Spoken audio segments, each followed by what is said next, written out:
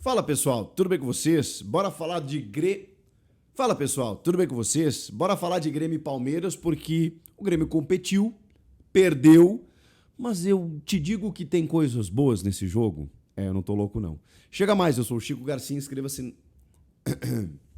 Fala pessoal, tudo bem com vocês? O Grêmio competiu, perdeu de novo, mas eu vou te dizer que teve coisas boas nesse jogo.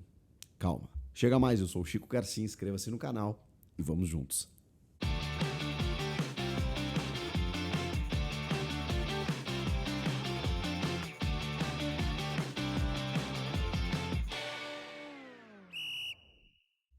Não, eu não vou normalizar uma derrota. Não vou nem chamá-la de uma derrota maravilhosa, uma derrota espetacular. Não, é muito longe disso. Mas eu preciso trabalhar com a realidade. Então, torcedor do Grêmio, você que está aqui esperando um pau federal no Mano Menezes, uma crítica detonando todo mundo, não é esse o canal. Não é esse o canal. Porque eu consegui. E olha que eu tenho sido um crítico do Grêmio, tá? E do Mano também. Mas eu consegui enxergar coisas boas nesse jogo. Mesmo na derrota.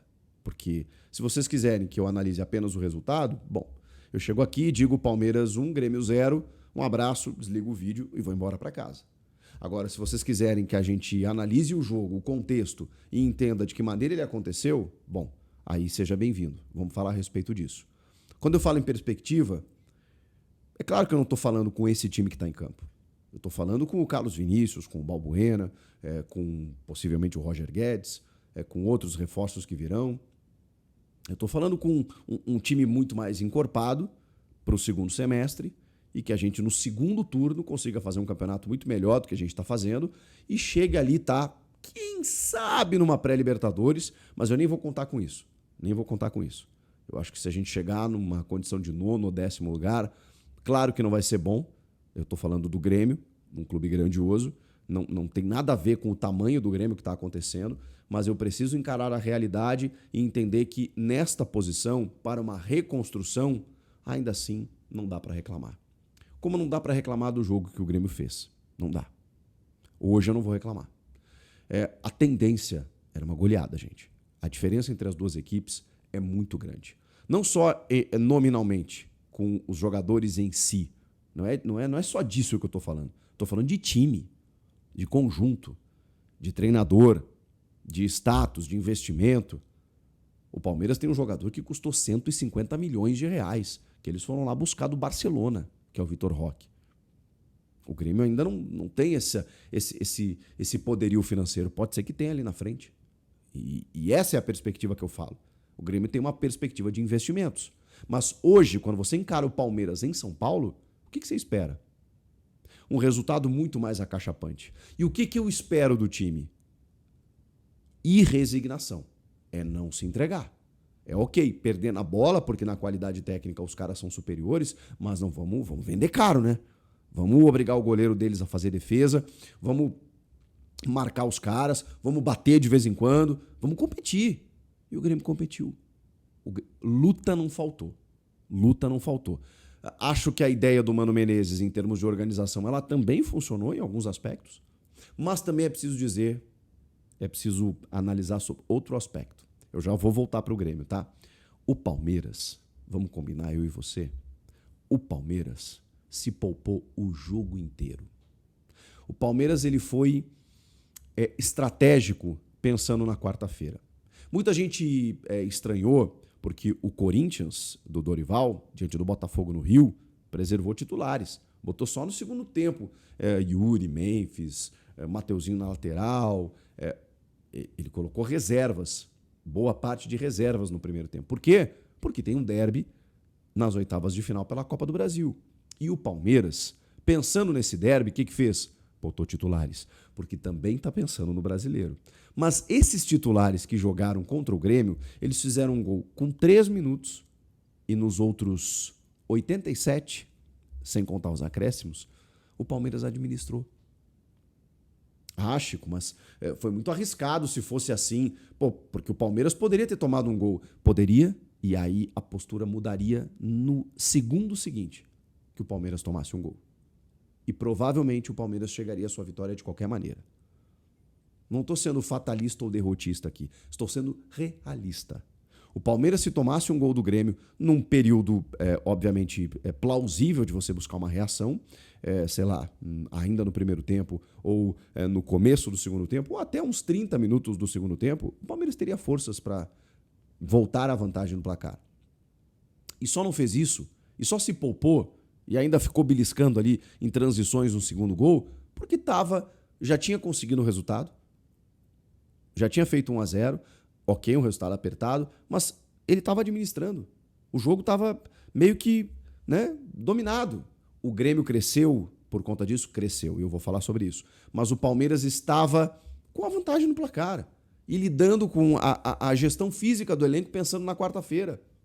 O Alexandre Losetti, que eu acho muito bom comentarista, ele percebeu isso em alguns detalhes, como, por exemplo, o Facundo Torres jogando um pouco mais perto do gol, sem voltar na recomposição defensiva, para não se cansar. Ele fez o gol da vitória, inclusive. Ele ficou os 90 minutos, acho que ficou os 90, né? Ou ele acabou saindo? Eu acho que ele ficou. Não, ele saiu para o Riquelme Felipe lá no finalzinho. O menino Riquelme, né? O Grêmio tem o dele, o Palmeiras também.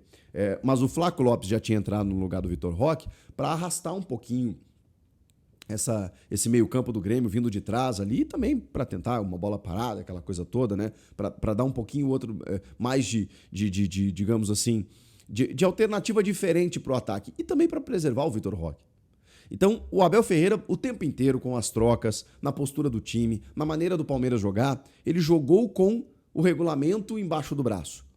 Ainda mais por ter feito um gol com 3 minutos de jogo. Um belíssimo gol, diga-se de passagem, muito bem trabalhado, envolvendo completamente a defesa do Grêmio. E o Facundo Torres, hein? Tá crescendo cada vez mais nas mãos do Abel. É um jogador que está caindo mais por dentro, está finalizando, está aparecendo na área. Ele chegou sob muita desconfiança, porque ele foi alvo de um alto investimento, e realmente com o Estevão ali era difícil ele jogar, porque ele joga mais pelo lado direito, e aí ele acabava jogando às vezes pelo lado esquerdo, aquela coisa toda. Ele está crescendo cada vez mais. No que tange ao Grêmio, o Grêmio obviamente foi surpreendido pelo Palmeiras logo no começo do jogo, e aí todo mundo que estava começando a ver a partida pensou, pelo menos por parte dos gremistas, né? Caramba, quanto vai ser esse jogo se o primeiro gol sai com 3 minutos? Mas aí eu preciso dizer um negócio. O Mano escala um time que não tem o Alisson, por exemplo, que é uma joia da base, que é um jogador de beirada, né, pelo lado direito, e coloca o Pavon. O Pavon que vem entrando bem nas partidas, né? Ele conseguiu lá uma assistência para o gol do Gustavo Martins no jogo contra o Vasco, no jogo contra o Aliança Lima. Ele entra bem, envolvido com o jogo. E contra o Palmeiras foi da mesma maneira, até porque ele tem características defensivas também, né? Então o Mano conseguiu ter um cara ali pela direita para poder auxiliar o Igor Serrote nas subidas do Piquerez ou de outros jogadores que caíam por ali. Ainda assim, no primeiro tempo o Pavon teve a bola do jogo para empatar a partida, mas aí foi fominha, né? Ele consegue limpar o Emiliano Martínez, dar um bico na bola. O Everton faz uma baita defesa, é verdade, mas é gol perdido, né? Porque ele arranca pelo lado direito sozinho. Ele podia tocar no ponto futuro, acho que era o Bright White que estava entrando. Ele poderia ter finalizado com jeito e ele usou a força. E o Everton fez uma defesaça. Aliás, como fez outras. E isso indica um pouco do que foi o Grêmio no jogo. Até esse momento, o Palmeiras tinha finalizado 3 vezes e o Grêmio nenhuma. Em seguida, o Grêmio empata em 3-3 em finalizações. E o Everton tem que defender uma falta do Bright White, tem que defender essa bola do Pavon, e teve uma outra que ele teve que defender também. E no segundo tempo, o Grêmio até demorou para finalizar mais, mas o Grêmio pressionou também. O Grêmio se colocou no campo adversário, o Palmeiras puxou o freio de mão também, o Grêmio se colocou lá para tentar beliscar esse empate. E no final teve um lance muito perigoso, uma bola cruzada na área que o Edenilson passa, o Jardiel que tinha entrado passa também, e por pouco o Grêmio não empata o jogo. O Bright White também teve uma bola pelo lado esquerdo, que o Everton chega antes. O Grêmio chegou, Eu tava olhando o jogo e eu falando assim, caramba, o Grêmio está competindo com o Palmeiras. Se o Palmeiras está com o freio de mão puxado, tirando o pé, e eu acho que estava, não interessa. O Grêmio estava fazendo a sua parte para, de repente, conseguir um empatezinho ali e tentar se segurar até o final e voltar com um ponto, e já seria interessante diante das circunstâncias. Mas o Mano escala o Pavon pelo lado direito. Eu acho que foi uma sacada boa. o Igor Serrote pela direita, e aí coloca como zagueiros o Gustavo Martins e o Wagner Leonardo. Funcionou. Eu acho que funcionou. Aliás, o Serrote fez uma bela partida, tá? Fui crítico dele naquele jogo, acho que contra o Aliança Lima, né, na ida, que ele foi muito mal, foi completamente envolvido pelo lado direito. Hoje não. Hoje ele foi inteligente nos botes, foi muito mais cauteloso, deu uma chegadinha a mais, né, que o juiz teve que dar uma pedida, né, para ele dar uma segurada, mas eu acho que ele foi super importante, especialmente na marcação. O Riquelme, o menino, também foi importante vencendo duelos no meio-campo. Ele tem muita qualidade e habilidade, mas ele jogou até mais recuado para travar o meio-campo do Palmeiras, que é muito poderoso, né? Para vocês terem uma ideia, o Palmeiras que começa, né, com o Emiliano Martínez, com o Lucas Evangelista, com o Maurício, com o Luigi no ataque e o Vitor Roque. Em determinado momento, o Abel prepara 3 trocas. E aí vão entrar o Rafael Veiga, o Ramon Sosa, que é um jogador recém-contratado, muito bom de bola, e o Flaco Lopes. Aí você pensa assim, caramba, olha o banco dos caras. Olha o banco dos caras. É difícil competir. O Grêmio está se reforçando agora. Mas nesse momento, não tem comparação.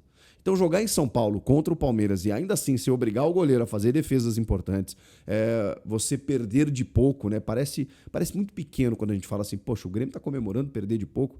Não é comemorar, mas é simplesmente entender que, cara, é o que nos cabia. A gente podia até ter, e acho que merecia, tá? Acho que o Grêmio merecia um empate pelo que jogou, ou pelo que o Palmeiras não jogou, aí a análise é sua. Mas eu acho que o Grêmio, pelo que produziu, também merecia um empate. Mas aí é do futebol, é do jogo, né? E o que me mostra isso? Cara, que a perspectiva começou a melhorar. Vagarosamente, porque o jogo contra o Aliança Lima, que nós empatamos em 1-1 e fomos eliminados, é terrível. A eliminação na Sul-Americana é péssima. Os jogos contra Vasco, contra Cruzeiro, foram terríveis também. O 2-0 para o Aliança Lima lá no Peru foi terrível. Essa sequência, ela é horrorosa. Mas hoje eu estou analisando o jogo contra o Palmeiras, independentemente da postura do adversário, era o Palmeiras no Allianz Parque, querendo pontuar. Tanto que está 2 pontos do líder agora, do Cruzeiro. O Palmeiras queria ganhar esse jogo. E o Palmeiras tem tido dificuldade de ganhar seus jogos dentro de casa. Ganhou o último agora, recentemente. Então, o Palmeiras estava mordido diante da sua torcida. E o Grêmio foi lá e competiu, cara. Competiu e por pouco não voltou com empate. O resultado é do jogo. O que eu cobro? Luta, organização, pé de ferro. Acompanha até o final, não desiste. O Grêmio tomou um gol por desatenção aos 3 minutos e depois equilibrou o jogo.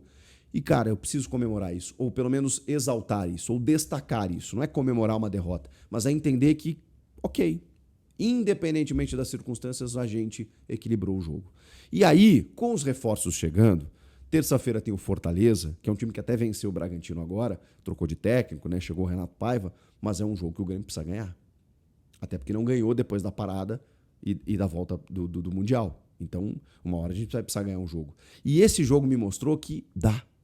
Se você tiver aplicação tática como teve, se você tiver com vontade de ganhar os duelos, de ter mais aproximação, que foi o que eu cobrei no jogo contra o Aliança Lima em Porto Alegre. O jogador pegava a bola e ninguém aproximava.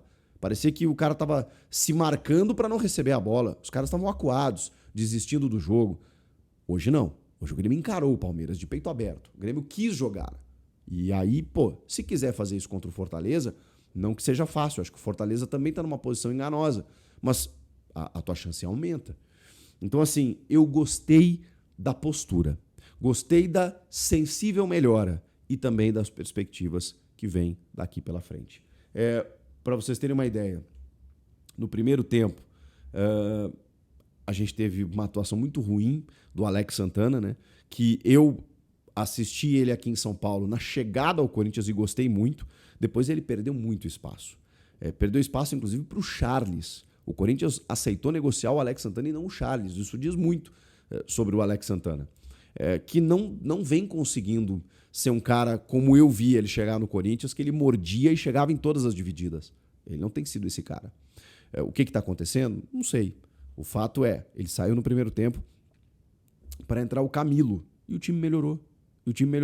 O Riquelme fazendo uma função de volante ali, cara, foi muito bem. O Bright White, já no seu segundo jogo da volta de lesão, já foi um cara muito mais solto no jogo também, e não foi o cara só recebendo bola de costas, como acontecia contra o Aliança Lima. O Grêmio não tinha tanta construção assim, mas ele vinha para buscar o jogo, para combinar. O Kiko Oliveira também foi um cara muito mais envolvido. Bom, acho que até o Pavão, né, apesar do gol perdido, fez uma partida interessante. Então, assim, o Grêmio foi superior em relação a ele mesmo. Foi o suficiente para vencer ou empatar com o Palmeiras? Não, não foi. Mas eu preciso entender que o Palmeiras está numa outra prateleira. O que eu precisava fazer hoje era competir e tentar alguma coisa. Essa alguma coisa não aconteceu. Tá bom, vamos de novo, respira fundo e vai embora, porque dentro da evolução você precisa pescar pontos positivos para seguir melhorando e uma hora o Grêmio vai voltar a vencer. Então eu tô com meu paninho pronto para passar, porque o torcedor daqui a pouco pode estar revoltado, analisando o resultado, achando que está tudo uma M. E assim, se a atuação continuasse em relação aos últimos jogos, eu seria o primeiro aqui a me levantar e dizer: acabou, encerra o trabalho, manda todo mundo embora e já era. Analisando o jogo especificamente, não foi ruim. Muito pelo contrário. O Grêmio chegou muito perto de voltar com um ponto, de, sei lá, conquistar uma vitória. Porque aí é do jogo, né? Toma um gol ali que daqui a pouco não toma, daqui a pouco faz um gol. O Grêmio equilibrou o jogo. Apesar do resultado, o Grêmio equilibrou o jogo. Independentemente da postura do adversário, se tirou o pé, se não tirou, o Grêmio equilibrou o jogo. Então, para mim, essa é a notícia. E que dê moral, apesar do resultado, para seguir em frente, para a sequência. O que vocês acharam do jogo? Vocês gostaram, assim como eu? Ou eu tô viajando, tô louco? Comenta aqui. Inscreva-se no canal e eu volto na próxima, porque vai ter novidade sobre o Roger Guedes e eu vou trazer tudo para você na sequência. Valeu? Tchau.